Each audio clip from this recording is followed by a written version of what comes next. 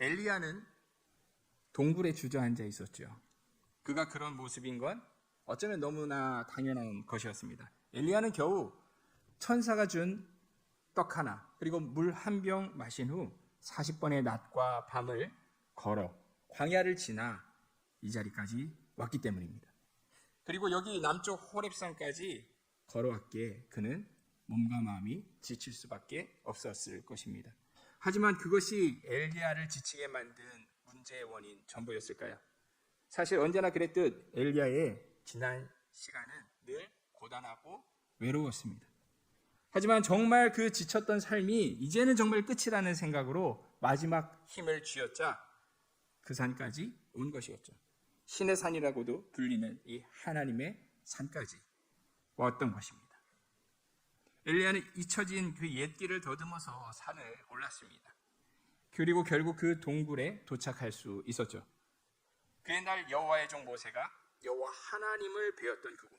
과거 모세가 먹지도 마시지도 않고 40주야를 2번이나 하나님의 임재 속에 보냈다고 알려진 그 계시의 동굴.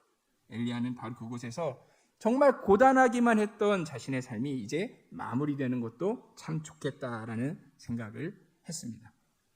동굴 속 엘리야는 그렇게 주저앉아서 스르륵 눈을 감았습니다. 그렇게 이제는 한숨 쉴 힘도 없어진 듯한 바로 그때에 익숙하지만 늘 들을 때마다 낯설기만 한 그 음성이 들려온 것이었죠. 엘리야야, 네가 어찌하여 여기 있느냐? 그 순간 엘리야의 마음속에 뭔가가 울컥 치밀었습니다. 하나님께 따지듯 소리쳤죠. 만군의 하나님 여호와여, 제가 언제나 힘을 다해서 주님을 섬기지 않았습니까? 그런데 이스라엘 백성들 보십시오. 주님과 맺은 그 언약을 다 어겼습니다. 주님의 제단은 다 부숴버리고 주님의 예언자들은 칼로 죽였습니다. 살아남은 선지자는 저 하나밖에 없지 않습니까? 그런데 저들은 지금 하나 남은 저까지 지금 죽이려고 하고 있습니다. 마음에 담아둔 그 말을 토해내고 나니 더 야속한 마음이 드는 겁니다. 지난 시간 그렇게 목숨을 내놓고 살아왔던 그 기억들이 주마등처럼 스치고 지나갔습니다. 그래, 정말 그동안 많이 힘들었구나. 고생했다. 고생시켜 미안하다. 이런 기대하는 말은 전혀 들려오지 않고, 그런데 이해할 수 없는 말이 이어지는 겁니다. 너는 나가서 여호와 앞에서 산에 서라. 아바드, 서라. 그날 그렇게 세상 다 끝난 사람처럼 자신의 동굴 속 깊이 들어가 쓰러지듯 그렇게 누워있었던 엘리야에게도 하나님 앞에 처음 섰던 그 기억이 있죠. 여호와의 부르심 가운데 이스라엘 역사의 그 무대에 처음 섰던 그날의 엘리야, 그 모습은 너무나 당당했습니다. 폭군 아합 앞에서도 정말 당당히 두 발로 서서 소리쳤죠. 내가 섬기는, 내가 그분 앞에 서 있는, 바로 아바드하고 있는 이스라엘 하나님께서 살아계심을 두고 맹세하노니 내 말이 없으면 수년 동안 비도 이슬도 있지 아니하리라. 누가 감히 거룩하신 하나님 여호와 앞에 설 수 있겠습니까? 어느 육체가 감히 만군의 하나님 앞에 설 수 있느냐라는 겁니다. 그런데 엘리야는 그 어미하신 하나님 앞에 설 수 있었던 아바드, 그분 앞에 선 여호와의 종이었습니다. 그렇게 여호와께서 주신 권세로 3년 6개월의 대기근을 선포하고 일으켰더니 누구였습니까? 엘리야였습니다. 왜 이스라엘 가운데 그런 무서운 징벌이 있어야 했습니까? 이스라엘 왕 아합이 그의 이방인 아내 이세벨을 쫓아 여호와를 버리고 여호와 앞에 서는 것을 버리고 바알과 아세라 우상 앞에 아바드 서서 그것들을 섬겼기 때문 아니겠습니까? 그 옛날 여호와께서는 모세를 통해 말씀하셨죠. 네가 만일 네 하나님 여호와의 말씀을 순종하지 아니하여 내가 오늘 네게 명령한 그의 모든 명령과 규례를 지켜 행하지 아니하면 이 모든 저주가 네게 임하여 네게 이를 것이다. 하지만 이스라엘은 하나님의 그 명령과 규례를 지키는 자리에 서지를 않았습니다. 우상으로 대표되어지는 자기 자신을 섬기는 그 자리에 섰죠. 그렇게 배도한 이스라엘 앞에 엘리야는 다시 서서 사람이 떡으로만 사는 것이 아니요 여호와의 입에서 나오는 모든 말씀으로 사는 것이다. 그 진리를 선포했던 것입니다. 결국 그의 예언은 성취되어서 기근이 임하였고 비는커녕 이슬도 맺히지 않고 모든 이스라엘은 하나님이 하나님 되심을 깨닫게 된 것이죠. 그 여호와 하나님께서 어디까지 그를 인도하셨습니까? 바로 갈멜산으로 가서 아방을 만나라 내가 곧 땅에 비를 내리겠다 말씀하신 하나님께서는 바알 선지자 450명과 아세라 선지자 400명 그리고 엘리야 하나 850대 1의 그 대결로 그를 몰아가셨습니다. 그뿐만이 아니죠. 엘리야가 여호와 앞에 섰던 또 다른 기억이 있습니다. 그렇게 갈멜산으로 이끌림 받은 엘리야는 모든 이스라엘 백성들을 불러 모았더랬습니다. 하지만 대기근이라는 하나님의 무서운 징계를 경험하고도 이스라엘 백성들은 여전히 갈팡질팡하는 모습이었습니다. 어디에 서야 할지, 어디에 아바디해야 할지 도저히 알지 못한 채 하나님 그리고 바알과 아세라 사이에 계속 머뭇대어지는 한심한 모습이었습니다. 자기 혼자만이 여호와 하나님의 이름으로 갈멜산 위에 우뚝 선 그 외로움에 엘리야는 백성들에게 일갈했죠. 너희가 어느 때까지 둘 사이에 머뭇하려느냐. 여호와가 만일 하나님이면 그를 따르고 바알이 만일 하나님이면 그를 따를지니라. 머뭇거리다. 다리를 절다는 뜻. 죄를 짓고 죄 가운데 주저앉을 거면 완전히 주저앉아 버리든지 아니면 설 거면 하나님 백성답게 똑바로 서든지 이쪽에 설 것이면 이쪽에 저쪽에 설 것이면 저쪽에 분명히 서야 되는데 이러지도 저러지도 못하고 절구 쩔뚝거리면서 휘청대는 그 모습이 이스라엘의 당시 영적인 현주소였던 것입니다. 거룩한 분노에 휩싸인 그 엘리야는 소리쳤죠. 여호와의 선지자는 나만 홀로 남았으나 바알 선지자는 450명이로다. 너희는 너희 신의 이름을 불러라. 나는 여호와의 이름을 부르리니 이에 불러 응답하시는 그가 하나님이라. 엘리야는 바알, 아세라 선지자들에게 먼저 좋은 재물 차지할 수 있도록 우선권도 양보했습니다. 장소도 우상 숭배의 소굴이라고 할 수 있는 갈멜산으로 정했죠. 게다가 가장 좋은 아침 그리고 점심 제사의 시간 다 그들에게 내어주었습니다. 무엇보다 천둥과 번개의 신인 바알에게 유리할 수밖에 없게 하늘에서 증표가 불이 내리는 것으로 불이 내려서 재물을 불사르는 것으로 그 누가 승리하였는지를 정하였습니다. 인간적인 눈으로는 모든 것이 다 엘리야에게 불리해 보였습니다. 하지만 엘리야는 조금 더 움츠러든 모습이 없었죠. 아무리 이 거짓 선지자들이 자기 몸을 자해하고 피 흘리며 춤추고 소리를 질러대도 거짓 신들은 거짓 신들에 불과했기에 우상은 우상일 뿐이기에 하늘에선 아무런 응답이 없었습니다. 그런 한심한 모습을 뒤로한 채 엘리야는 제물로 다가가 이제 물을 12통을 들이부었습니다. 정말 하늘에서 불이 내린다 해도 어떻게 제물이 불이 탈 수가 있을까 싶을 정도로 말이죠. 하지만 엘리야는 믿었습니다. 살아계신 하나님을, 여호와 하나님을 믿었습니다. 그러기에 기도했죠. 아브라함과 이삭과 이스라엘 하나님 여호와여, 주께서 이스라엘 중에서 하나님이신 것과 내가 주의 종인 것과 내가 주의 말씀대로 이 모든 일을 행하는 것을 오늘 알게 하여 주시옵소서. 여호와여, 내게 응답하소서. 내게 응답하소서. 이 백성에게 주 여호와는 하나님이신 것과 주는 그들의 마음을 되돌이키심을 알게 하여 주시옵소서. 그 순간 어떤 일이 일어났습니까? 그렇습니다. 하늘에서 불이 떨어졌습니다. 하나님의 거룩한 불이 하늘에서 내려와 번제물과 나무와 돌과 흙과 모든 것을 물까지 핥아 태워버렸습니다. 정말 여호와 하나님의 엘리야의 승리였습니다. 하나님만이 참 신이신 것이 세상 가운데 드러나는 순간이었습니다. 모든 이스라엘 백성들이 그제야 여호와 그는 하나님이시로다. 여호와 그는 하나님이시로다. 하나님의 이름을 환호하고 찬양했죠. 그리고 그 앞에 서 있던 우상에게 절했던 850명의 거짓 선지자들은 하나도 없이 진멸되었습니다. 그뿐만이 아닙니다. 엘리야가 갈멜산 위에 올라가서 7번 기도하니 3년, 그 3년이 반 만에 바다 위에 구름이 손바닥만하게 피어오르더니 그것이 큰 비가 되어 그 기근을 온전히 종식시켰다는 것입니다. 누가 봐도 갈멜산 위에 서 있던 엘리야는 승리자의 모습이었습니다. 그런데 얼마 전에 그 승리의 영광은 다 어디로 갔나 말입니다.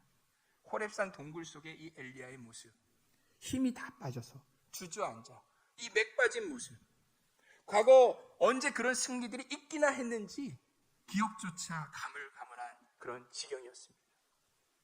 생각해보면 언젠가부터 서 있는 것보다 주저앉아 있는 것이 엘리야에게 더 익숙해져 버린 것 같았죠. 자신을 죽이려는 그 이세벨의 칼을 피해서 광야로 도망쳐 로뎀나무 아래 주저앉은 이후부터는 어느 순간 서 있는 것보다 그저 주저앉아 있는 것이 더 익숙해져 버렸습니다. 여호와를 위해 그토록 목숨 다해 싸웠었는데 눈앞의 환경과 상황 도저히 아무것도 변하지를 않는 이 현실 가운데 힘이 나지 않았다. 아합과 이세벨은 여전히 형통하고 여호와의 종인 자기 자신은 이렇게 목숨이라도 부지하려고 승리 후에 오히려 광야로 도망쳐야만 했던 이 불의한 현실, 계란으로 마치 바위를 치는 것 같이 아무리 밀어도 아무리 소리쳐도 변하지 않는 이 세상 가운데 엘리야는 절망감 들이지 않았겠습니까? 차라리 죽고 싶었을지 모르겠습니다. 그래서 로뎀나무 아래 주저앉아 하나님께 중얼거린 거죠. 주님, 이제 더 바랄 것이 없습니다. 나의 목숨을 거두어 주십시오. 나는 내 조상들보다 조금도 나을 것이 없지 않습니까? 그런데 그렇게 쓰러져 버린, 어느새 잠들어 버린 그를 누군가 부드럽게 어루만지며 깨우는 것입니다. 일어나라. 일어나라. 일어나서 먹어라. 잠에서 깨어보니 천사가 둔 숯불에 구운 떡과 한 병의 물이 그의 머리맡에 있는 것입니다. 과거 까마귀를 보내어 먹이시기도 했고, 그 다음에 사르밧 과부, 그 집에 밀가루가 떨어지지 않는 그 기적으로 엘리야를 먹이셨던 하나님께서 이제는 천사를 직접 보내서 엘리야를 먹이며 말씀하는 것입니다. 아바드, 일어나라, 일어나라, 그리고 먹어라. 이 얼마나 힘이 되고 격려가 되는 놀라운 상황입니까? 하지만 엘리야는 일어나지 않았다는 겁니다. 그저 무심히 그것들을 먹고 입에 넣고 도로 누웠을 뿐이죠. 그리고 자기를 잠 속으로 밀어 굴러 떨어뜨렸습니다. 얼마나 지났을지 모를 그때 다시 어루만지는 손길과 함께 천사의 음성이 들려오는 것이죠. 일어나 먹어라. 아직도 갈 길이 멀다. 근데 이번에는 엘리야가 벌떡 일어나는 겁니다. 무언가 결심을 한 눈빛으로 우걱우걱 그 준 것을 삼키더니 걷기 시작하는 것이죠.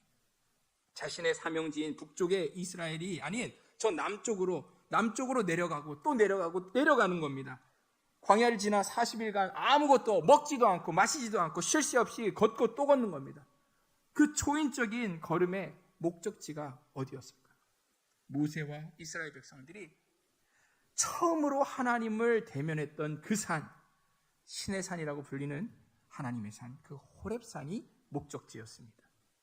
대체 엘리야는 왜 다시 일어나서 호렙산으로 그렇게 먼 걸음을 걸어간 것일까요? 맞습니다. 엘리야는 이제 하나님과 간판을 짓고 마침표를 찍고 싶었던 것입니다. 더 이상 저는 여호와의 이름으로 설 수가 없습니다. 아니, 살 수가 없습니다. 하나님께 통보하고자, 자신의 선지자로서의 그 삶을 사직하고자 하나님을 만나러 그 산까지 그렇게 온 것이었습니다. 그렇게 엘리야는 동굴 속에 들어갔습니다. 그리고 다시 주저앉았죠. 어느새 저 바깥에 세상을 가득 채우고 있는 늘 함께했던 빛보다 이 동굴 속의 어둠이 더 친구처럼 친숙해져 버렸습니다. 마지막 진해까지 쥐어짜듯이 40주야를 걸어왔기에 그래요. 몸도 마음도 그렇게 피곤할 수밖에, 지칠 수밖에 없었겠죠. 하지만 그것이 그를 못 일어나게 하는 것이 아니라 어쩌면 나는 정말 여기서 끝이라는 그 우울함이 그를 더 일어나지 못하게 짓눌렀는지 모르겠습니다. 그런데 바로 그때 하나님의 음성이 들려왔습니다. 엘리야야, 네가 어찌하여 여기 있느냐. 아니, 분명 살아계신 하나님 다 보셨잖아요. 내 모든 인생, 내 걸음 다 아시잖아요. 왜 이런 질문을 하십니까? 내가 왜 여기 주저앉아, 왜 누워있는지 누구보다 더 잘 아시는데 왜 질문하시냐는 것이죠. 다시 물으시는 것이죠. 엘리야, 네가 어찌하여 여기 있느냐. 그 질문에 엘리야의 마음엔 불일 듯 무언가가 반감이 일어서 따지듯 소리쳤습니다. 내가 만군의 하나님 여호와께 열심히 유별하오니 이는 이스라엘 자손이 주의 언약을 버리고 주의 제단을 헐며 칼로 주의 선지자들을 죽였음이오며 오직 나만 남았거늘 그들이 내 생명을 찾아 빼앗으려 하나이다. 하지만 여호와께서는 이해할 수 없는 짧은 한마디의 말씀으로 답하실 뿐이었습니다. 너는 나가서 여호와 앞에서 산에 아바드 서라. 그렇습니다. 하나님의 명령은 서라는 것이었습니다. 아바드, 다시 서라. 그 순간 여호와 하나님께서 지나가셨습니다. 크고 강한 바람이 산을 가르고 바위를 부수었습니다. 하지만 바람 가운데 여호와께서는 계시지 아니하셨습니다. 바람 후에 지진이 일어나 산이 뿌리까지 흔들린 듯 했지만 그 지진 가운데에서도 여호와께서는 계시지 아니하셨습니다. 마지막으로 지진 후에 맹렬한 불이 피어올랐죠. 하지만 불 가운데서도 여호와께서는 계시지 않았습니다. 여호와 하나님께서 그의 앞을 3번이나 지나가셨지만 엘리야의 눈엔 도저히 하나님이 보이지를 않았던 것이죠. 이미 식을 대로 식어버리고 주저앉아버린 그의 마음에서는 하나님을 볼 수도 느낄 수도 없었습니다. 그런데 그렇게 모든 기적들이 지나간 후에 세미한 소리가 들려오는 것이었습니다. 그러자 그토록 바람이 불고 지진이 나고 불길이 치솟는 가운데에서도 들리지 않았던 하나님의 음성이 세미한 소리를 쫓아 엘리야의 마음속에 들려오는 것이었죠. 일어섰습니다. 엘리야는 다시 일어섰습니다. 그리고 자신의 얼굴을 겉옷으로 가린 채 동굴 입구를 향해서 비척비척 걸어갔죠. 하지만 어느새 너무 친한 친구처럼 자신을 놓아주지 않는 그 동굴 속 어둠을 완전히 빠져나간다는 것이, 자신이 원래 속했었고 속해야만 하는 저 햇볕 아래로 다시 나간다는 것이 너무나 힘들고 이상하게 낯선 것입니다. 아직은 하나님의 세미한 음성보다 자기 내면의 상처 입은 목소리가 더 크게 울려와서 자신을 계속 무너뜨리는 것 같았죠. 그래서 선뜻 동굴 바깥으로 완전히 나가지 못하고 굴 어귀에 멈춰 섰습니다. 어중간하게 어귀에 섰습니다. 동굴의 어둠으로부터 완전히 빠져나간 것도 아니고 빛으로 완전히 나간 것도 아닌 정말로 어중간한 그 모호한 자리에 말이죠. 마치 하나님께, 하나님 제 모습 좀 똑똑히 보십시오, 그렇게 시위하는 것처럼 말입니다. 그런 엘리야에게 아까와 똑같은 하나님의 질문이 다시 들려왔습니다. 엘리야야, 네가 어찌하여 여기 있느냐. 반복되는 하나님의 그 부드러운 음성, 그 질문이 그를 버티지 못하게 만들었죠. 나는 하나님을 위해 살고자 했는데 내 모습 이게 뭡니까? 이 세상에 나보다 더 하나님 위해서 산 사람이 또 어디 있습니까? 이제 나 하나밖에 안 남았는데 이게 뭡니까? 왜 하필 나를 부르셨습니까? 나는 내 모습, 나보다 나 하나밖에 왜 나를 나라는 단어를 반복해 소리 지르는 이 엘리야를 향해 하나님께서는 다른 대답을 주시죠. 뭐라고요? 네가 왔던 광야길로 돌아가라. 시리아의 다마스커스로 가라. 그 성에 들어가서 하사엘에게 기름을 부어서 그를 아람의 왕으로 세워라. 그런 다음에 님시 아들 예후에게 기름을 부어 그를 이스라엘의 왕으로 세워라. 그리고 엘리사에게 기름 부어라. 그는 너를 뒤에 이어서 선지자가 될 것이다. 하사엘의 칼을 피해서 도망치는 사람은 예후가 죽일 것이고, 예후의 칼을 피해서 도망치는 사람은 엘리사가 죽일 것이다. 아직 끝이 아니라는 말씀이었습니다. 아직 엘리야가 할 일이 남아있다는 말씀이었죠. 나 이야기하는 엘리야를 향하여서 하나님께서 내가 너를 더욱 사용하리라. 그러니 일어서서 가라. 하나님께서는 말씀하신 것입니다. 아니, 세상 다 어둠 속에, 저 짙은 등 뒤에 동굴 속에 어둠같이 이 세상도 어둠에 다 삼켜져서 자기 모습처럼 다 쓰러져 버린 것처럼 느꼈는데, 이제는 희망 따위는 하나도 남아있지 않은 세상 같은데, 그런데 왜 하나님께서는 아직 끝나지 않았다. 아니, 이제 시작이다. 내가 너를 사용하리니 너는 일어서라, 다시 서라, 그리고 가라 말씀하시냐는 것이죠. 새 일을 위하여서 내가 너를 사용하리라. 이 말을 들은 엘리야는 이제 더 이상 동굴 어귀에 그렇게 어정쩡하게 계속 서 있을 수 없었습니다. 그렇다고 해서 갑자기 선뜻 동굴 밖으로 발을 뗄 용기가 생긴 것도 아니었죠. 자기 모습을 볼 때에 과거 자신이 그렇게 질타했던 이스라엘 백성들의 모습들, 갈멜산에서 이러지도 저러지도 나가지도 들어오지도 않고 그렇게 있었던 이스라엘의 모습과 자신의 모습이 무엇이 달랐냐 말입니다. 우리는 이해하죠. 그동안 얼마나 외로웠겠습니까?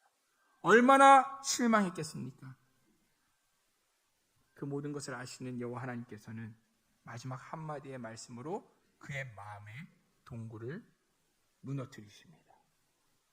엘리야야, 또한 내가 이스라엘에 7,000명을 남겨두었다. 그들은 한 번도 바알에게 절한 적이 없고 바알의 우상에게 입을 맞춘 적이 없는 사람들이다. 그렇습니다. 지금까지 나 혼자밖에 없는 줄 알았는데, 정말로 쓰러져 있는 나밖에는 그렇게 눈물 흘리고 애달하는 사람이 없는 줄 알았는데 그게 아니었다라는 거죠. 나 말고도 하나님의 사람들이 이 땅에는 7,000명이 알게 모르게 자신의 자리에서 이 어둠 가운데 싸워왔던 것이었습니다. 그리고 더 중요한 사실은 하나님은 방관하고 계시는 줄 알았는데, 하나님은 아무것도 모르시는 듯 우리를 버려두고 있는 줄 알았는데 아니었다는 것이죠. 하나님은 다 아시고 머리카락까지 다 세신받으신 하나님께서 7,000명의 이름을 다 아시고 그 중에 한 명으로서 엘리야를 늘 주목하고 바라보시며 부를 때는 응답하시고 그 자리에 지금 함께 하시며 그와 대화하시고 계셨다라는 것이죠. 그렇습니다. 사람의 열심, 사람의 노력이 아닌 여호와의 열심, 여호와 하나님의 그 일하심이 사실 언제나 있어 왔던 것입니다. 사람은 섰고 다시 쓰러지기도 하지만 사실 변함없는 하나님의 손은 이 땅을, 이 세상을 한 번도 포기하지 않고 그리고 모든 인생들을 붙들어 오셨던 것입니다.